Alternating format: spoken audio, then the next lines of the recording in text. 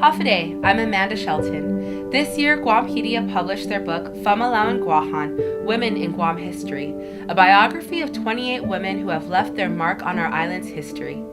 Guam has a rich legacy of strong women leaders who have advanced business, academia, politics, and healthcare on our island. The women of the 35th Guam Legislature, the first female majority legislature in the entire country, are proud to present to you readings from this book so we may celebrate and honor the contributions women have made to our island.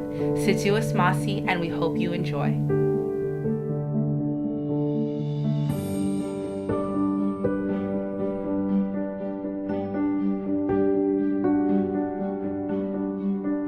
Beatrice Flores Emsley is a woman remembered for her vulnerability and perseverance.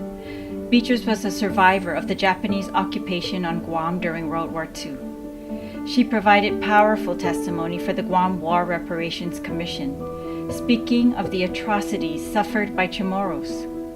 The events Beatrice described in her testimonies were of her memories of being held against her will by Japanese soldiers alongside her uncle, Baldomero T. Peredo, and other Chamorros in hand-carved tunnels beneath San Ramon Hill toward the end of World War II.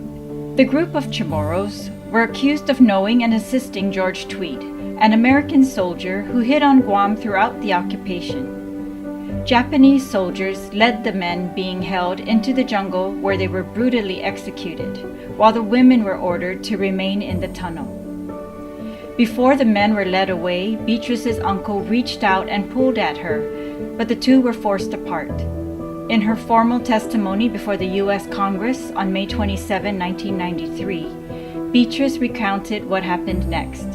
Quote, "They finally start calling Diana Guerrero, the oldest woman, who walked up to this officer, and the only thing I seen, and it start to get blurry, was he cut this front and start sawing off her breast.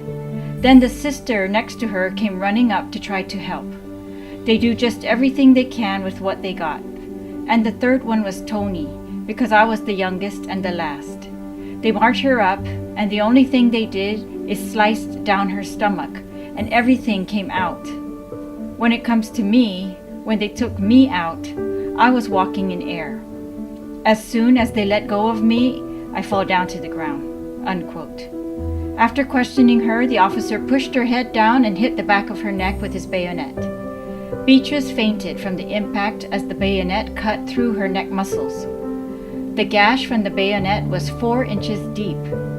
When Beatrice awoke, she found herself buried with the bodies of those executed.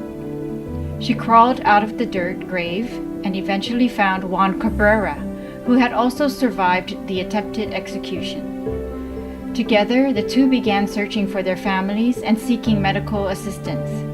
Like other war survivors, Beatrice focused on picking up the pieces of her life and surviving the devastating aftermath and the reconstruction of the island. She eventually married Charles Emsley, a former private in the U.S. Army. Together, they had 10 children, including Karen Emsley Guerrero. Guerrero recalled her mother's forgiveness towards the Japanese soldiers responsible for her attempted beheading. She always told us, "In order to be forgiven, you must learn to forgive." Beatrice's closing words in her 1993 testimony capture the conflicted feelings of so many survivors. Grateful for the American liberation, loyal to the American nation, but wanting to be acknowledged for their suffering and sacrifice. Quote, "Recognize us, please. We are American." Unquote. Guampedia's book, Famalaw and Guahan, Women in Guam History, and all the posters you've seen in this program are available for purchase online at guampediashop.com.